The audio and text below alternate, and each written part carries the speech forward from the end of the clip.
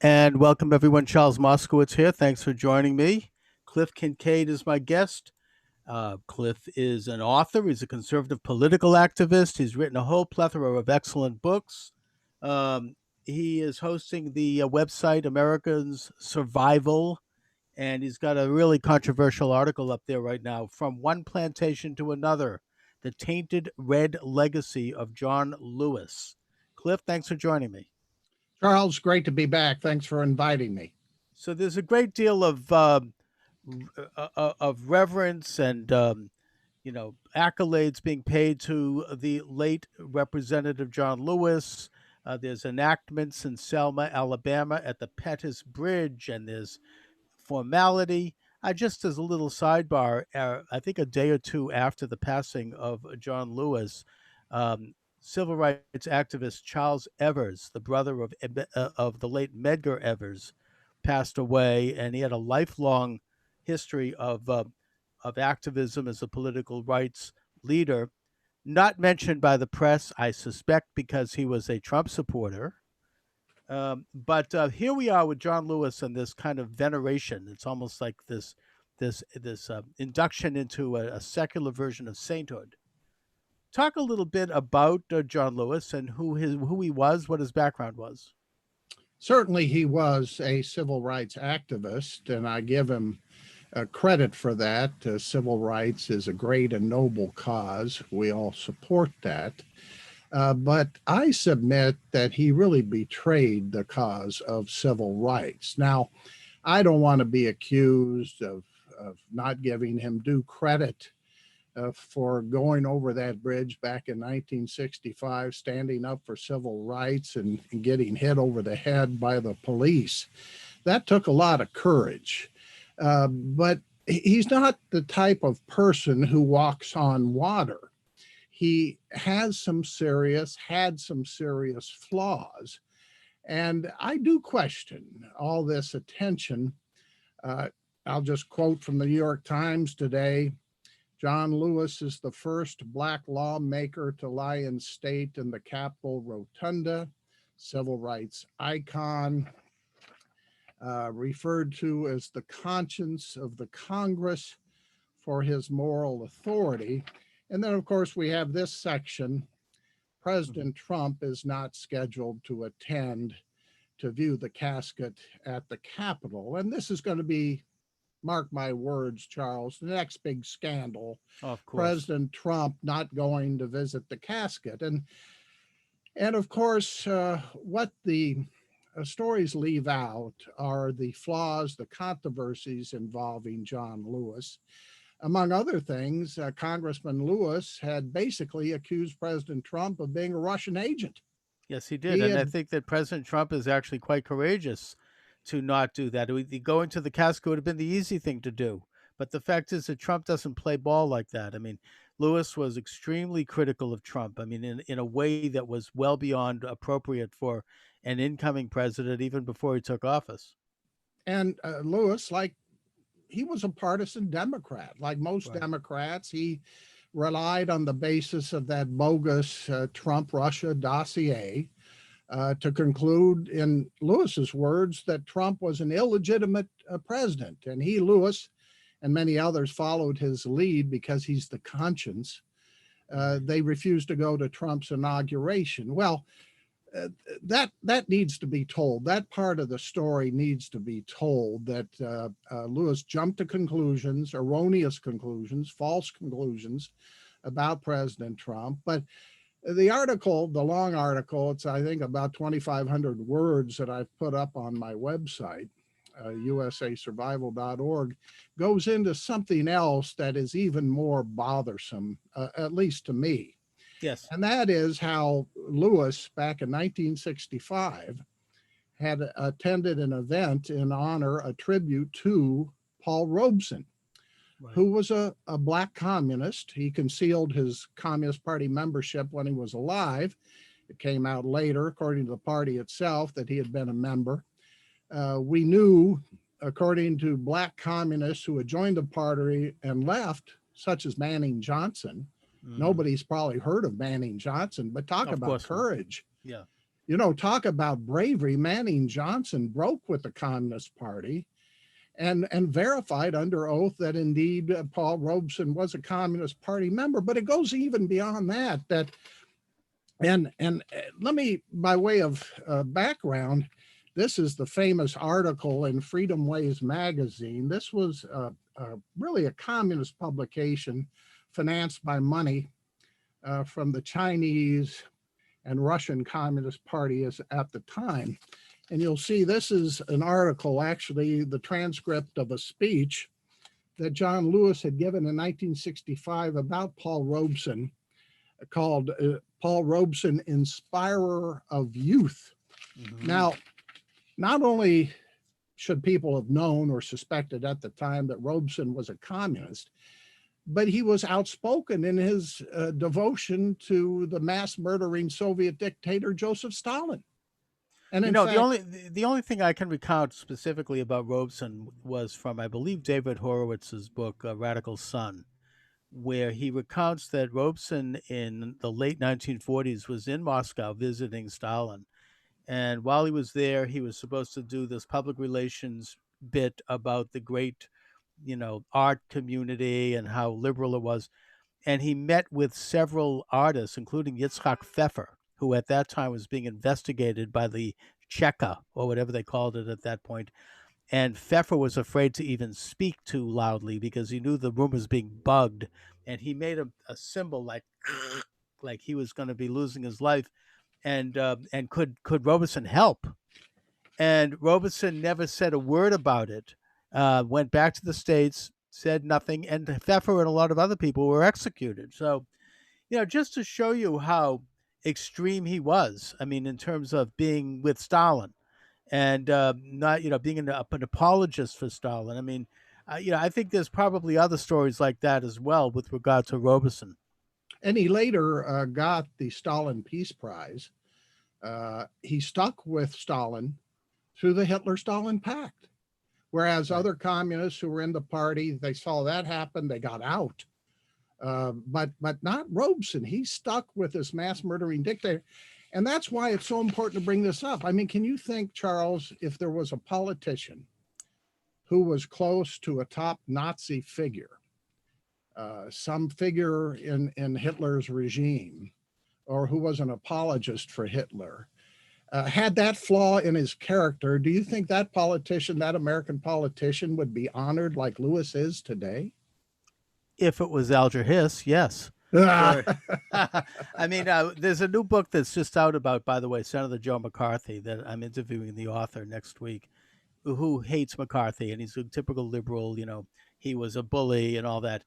And I'm going to ask him, I mean, first of all, the people that McCarthy, regardless of the flaws in his personality, he's been largely proven to have been correct, and that the people he was investigating in the State Department, like Alger Hiss and Harry Dexter White and all this long list of others, they were not only pro-Stalin and helping Stalin at the beginning of World War II, but they also were helping Hitler, because we need to remember that between August 9th of 1939 and June 22nd of 1941, Hitler and Stalin were allies and they were working together, and that the Communist Party of the United States and their satellites were working for both Stalin and Hitler in their effort to be the so-called peace party, because they wanted peace because they thought it would help Stalin and Hitler.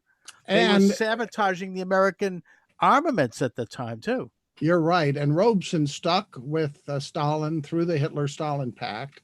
And so did, by the way, another black communist, Frank Marshall Davis, who turned out Barack Obama's mentor. Barack. Yeah. And here's what and getting back to John Lewis, here's what John Lewis, again, this is published by Freedom Ways, which was the publication getting the communist money through the Communist Party USA to manipulate and exploit black people. I mean, this was what they did, and they did it well. And I submit this is partly the explanation of why we've got some of these racial problems today, and why this funeral for Lewis is going to be used to further exploit the racial divide. But here's what John Lewis said in his speech. Again, it's called Paul Robeson, Inspirer of Youth. And some might say, well, John Lewis didn't know anything about Robeson's communist connections. Well, here's what Lewis said, Mhm. referring to Robeson. He talked and listened to the representatives of the Communist Party. Now, he wasn't saying that as criticism. No. He was saying, what this is pride, that this Robeson was such a militant that he went to the communists for help and advice. That's it. And then you got this from the same speech that Lewis gave. In many ways, we of SNCC, the Student Nonviolent Mhm. Coordinating Committee that Lewis ran, he Yeah. was the chairman of, in many ways, we of SNCC are Paul Robeson's spiritual children. Now that, Well, that I says, yeah. submit for all we can say about how Lewis stood up to the police and walked over that bridge and suffered because of it, this is a terrible character flaw of his to have stood by and supported Paul Robeson, the Stalinist. In fact, Manning Johnson said Robeson wanted to be the Black Stalin. That Lewis stood by him, and in the subsequent years, when he became a congressman from Georgia, never disavowed his support of Robeson. And we've got a Robeson Center at Rutgers University. We've got a Robeson stamp that was issued by the U.S. Postal Service. We've got a high school named after Robeson in Philadelphia. This guy, Robeson, the communist Stalinist, Mhm. is still regarded as some kind of sympathetic figure to this day. And I submit, Charles, this is why we have to set the record straight. Well, now that we're tearing down monuments, maybe they should start with those. But right? I mean, but putting that, and not that I'm saying that we should tear down any of it, but look, No, I you're right. mean, But here's the problem. Somebody sent me this today from a so-called conservative columnist, Quinn Hillier. Alabama rightly honors native son John Lewis.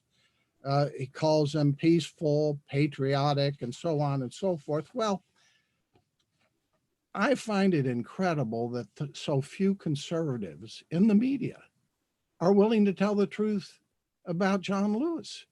We just had this survey come out. I'm sure you saw it, where mhm. it found that most conservatives are reluctant to talk politics. They don't. Uh, they don't want to reveal their true feelings about some of these issues. Well, that I understand that because they fear the repercussions. But what accounts for so many conservatives in the media?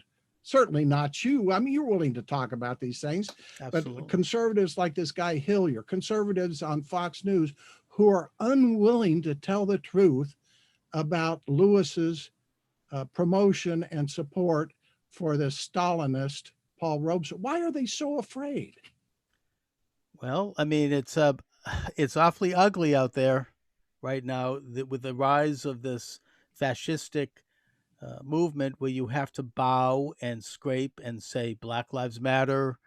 Will you say Black Lives Matter? There's billions everywhere, and you can't say yes, Black Lives Matter, which is why I'm against that communist organization. But the thing is, to do that and to stick your neck out like that takes a great deal of courage. And people, even at Fox, they could probably lose their jobs if And they it's do it. it's a shame because It all of is. this It's all of this spineless. is on the public record. Again, this is the Lewis article from Freedom Ways. Uh, this is an article I wrote for Accuracy in Media and other publications back in 2012 about how the Soviet Union and Red China financed Freedom Ways, this basically communist publication targeting the Black community. And the reason this is all relevant, of course, is because of the racial controversy, the riots, and everything that are engulfing our cities today. Let's set the record straight. Let's hold those responsible who have contributed to the fires that are burning. That's right. Can't we And, just and at least tell the truth?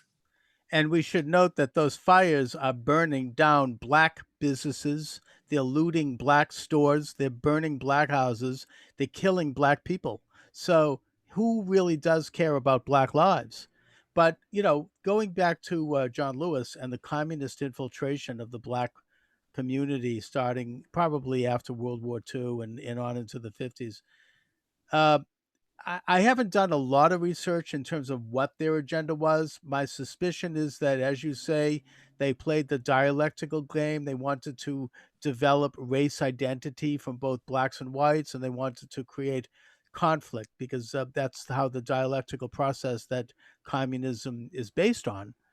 And that in that capacity, they were trying to create black separatism, black zones, if you will, black belt, I believe I've heard in the South, where Yeah. you would have a movement actually to break away from the American Republic and create black states in the South. They wanted sedition. They wanted whatever they could get to disrupt and to retard the development of the black community as a capitalist bourgeois middle class community, which it was undergoing, starting after World War II in particular. They wanted to disrupt that in the same way they wanted to disrupt that process in Russia before Lenin. I mean, this was they were using black people as cannon fodder in their revolution to transform America. Let's just put it that way. That's exactly right. Actually, though, I would go even further back in the article I have up, the PDF on my website. I go back in time to point out that actually the effort to exploit and manipulate racial hostility in the United States started literally 2 years after the Russian Revolution, when the Comintern held a big meeting on how can we exploit, they called it the Negro problem in the United States. And this Soviet funded journal, Communist China funded journal, Freedom Waves was a big part of it. It's sad to say we won't go into a lot of this now, but here's an issue with Martin Luther King Jr. on it. He had to look. I mean, let's be honest. I don't Yeah, not to go too far into that, but yes, he attended some of that. What was it? This camp in Tennessee. I forget the name of it, the but Highlander School. the Highlander School. And the Now, fact is that the Kennedy brothers knew that there were communists around Martin Luther King Jr. and they asked King, get rid of these guys. let me just weigh in on that one, because I interviewed an author of a book called The Kennedy Men a couple of years, probably about 10 years ago. I forget his name, but it was a pretty mainstream book. I mean, it was published by Simon and Schuster, but he recounts in that book that the Kennedys, who didn't like Martin Luther King, they had a conversation with Martin Luther King in the Oval Office where Kennedy said, "Look, you have communists in your orbit," and he named two of them, those being Levinson and Odell. Yes. "And I want you to get rid of them. They're working for the Soviet Union. You have to distance yourself from them." And Martin Luther King said, "Okay, fine," but he didn't do it. And that's what led Robert Kennedy to ask J. Edgar Hoover to start bugging Martin Luther King. And of course, we know what happened with that. He found out all sorts of nasty things about King's private life. I'm only bringing it up to point out that this was something that was identified at that time. Not that Martin Luther King was a communist. I don't believe he was. I No. think Martin Luther King was willing to play footsie with the communists because he knew where that was. He knew that that's where the power resided.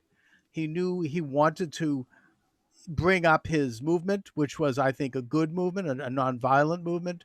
And he was willing to play ball with various people to do that. He was a very sharp operator more than anything. He was so, but I don't believe he was a communist. That's He just my wasn't, opinion. except I will say this, and I think I covered this in my longer version of the article, is that the communists around King then manipulated the civil rights issue Right. to go beyond that into foreign policy. And they convinced King to come out against the Vietnam War.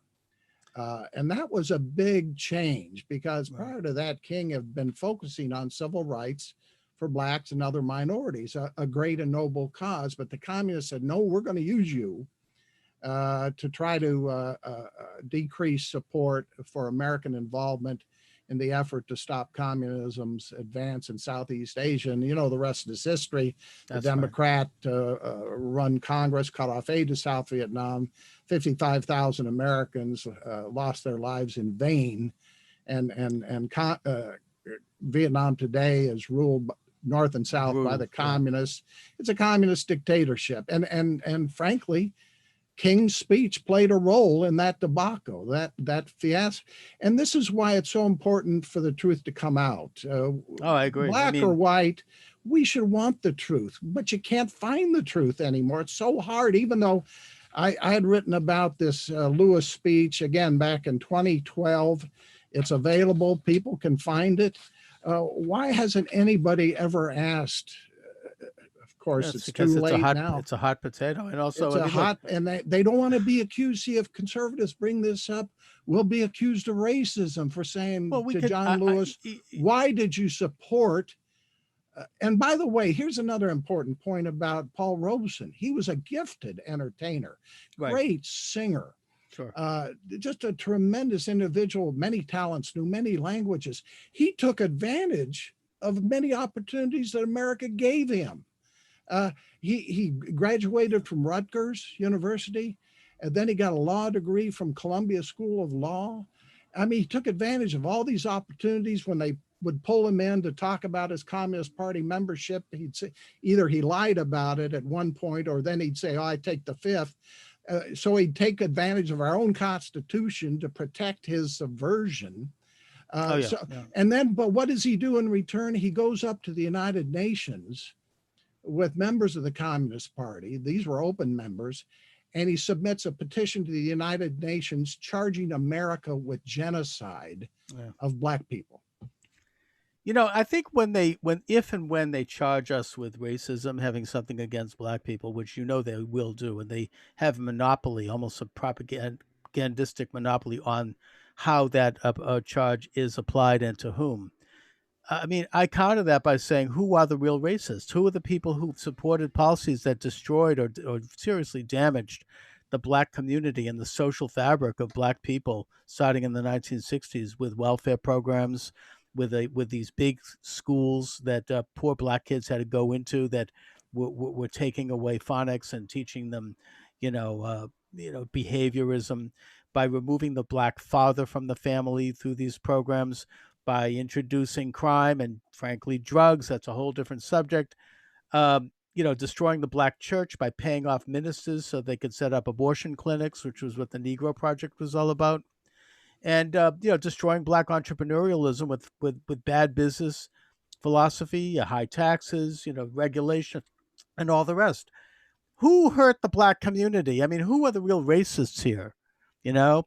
And I just want to also, I have to say, briefly comment on your great comments on the Vietnam War, because, we won the Vietnam War and then we gave it away to the communists. I mean, Nixon in January of 1973 signed the Paris Peace Accords, and that ended the Vietnam War. And we had achieved our goal, which was to keep South Vietnam free. North Vietnam capitulated to that. And there were side agreements with the Paris Peace Accords, which would involve America continuing to support South Vietnam militarily, through training, and also materially through trade and other things. And there was no war for almost 2 years. South Vietnam was stabilizing. I'm not saying they were by any means perfect, but they were free.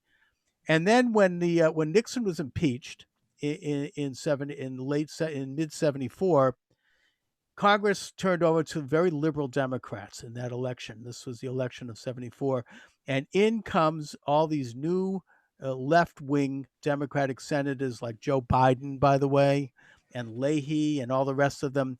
And they led an effort, with the head of it being my own senator at the time, Ted Kennedy, that suddenly cut off all aid to South Vietnam, military and otherwise, completely cut it off. And within a few weeks of that, North Vietnam, backed by the full support of the Soviet Union with all of their materiel, launched a full scale invasion of South Vietnam. And South Vietnam fell about a month later, as did Cambodia. The result has been a horror show. Million people murdered due to the communist left wingers, especially in Cambodia. And by the way, Jimmy Carter never said a peep about it. You had boat people, 100,000 people getting on these rickety boats with shark infested waters. It was a human rights disaster.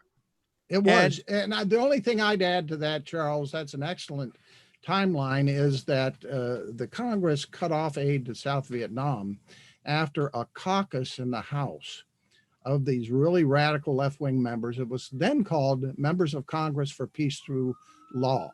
I think that was the name of it. They said no, no more aid. The Congress followed. We got hundreds of thousands of boat people out of Vietnam, 2 million dead in Cambodia because of the Khmer Rouge. And the irony is, on top of all of this, you've got today most blacks, about usually what, 90%, are voting for the party of slavery. Voting for the party of slavery, You know something? I think the that's going to change. Democratic Party, and this is why I don't bring this up for that purpose, but for Trump in 2016 got, I think, 8% of the black vote. It's not going to change No, because I think it is going to change. I think I blacks are don't. going I to. disagree with that. All right. I Well, we're think going to he's. see. I think I Trump is think going to he's. capture 40, The recent 45% of the polls. black vote. The recent polls show that Biden's We'll getting see. about 88% of the black vote still. Well, I that's 20. know. That's 20%. I mean, and I think it's going to grow. I think Trump is going to do. Yeah, it's going to be the biggest cultural shift, and I think black people are waking up, especially with these destruction in their cities. And I mean, maybe it's from my lips to God's ear. It's simple. I have no proof, right? It's just a personal opinion. I think Trump is going to take 40% of the black vote, and it's going to be a revolution. There's Well, going to we'll be, see. But I'll tell you what, yeah, the truth is that blacks, whites, everybody needs to know the truth about John Lewis's real record. exactly. He did have character flaws. They need to know not only about Paul Robeson, who's still regarded as a hero in the black community, but people like Manning Johnson. Or Absolutely. I would cite another a great black leader still alive today, Alan Keyes, who uh, remember, Yeah. he ran against Barack Obama for the Senate the first time He around. did, and And if he had won, we would have had a great president. But ah, also, I mean, the late Dr. Mildred Jefferson, the first black woman to yes. graduate from Harvard Medical School, and a friend of mine before she And passed so I away. totally support giving time and attention to the conservative blacks out there. We see some of them on Fox News, but let's go further. Let's go back in history, tell the truth about a character like Robeson, tell the truth about John Lewis while giving him credit for civil rights Fine, activism. exactly. He had this terrible flaw, and we have to set the record straight so more people understand how the communists for almost 100 years have been manipulating blacks against their own interests. Oh, absolutely. Well, anyway, Cliff, listen, you've got a great article up there. Let my viewers, listeners know where they can read it and get more information. Yes, go to usasurvival.org. You'll see it right in the middle there, from one plantation to another. It's about John Lewis and Paul Robeson. And you can click on it and sign up for our newsletter. We send these out every couple days. Excellent. All right, Cliff Kincaid, I want to thank you for joining me as always. Well, my pleasure again. Good luck to you. All right.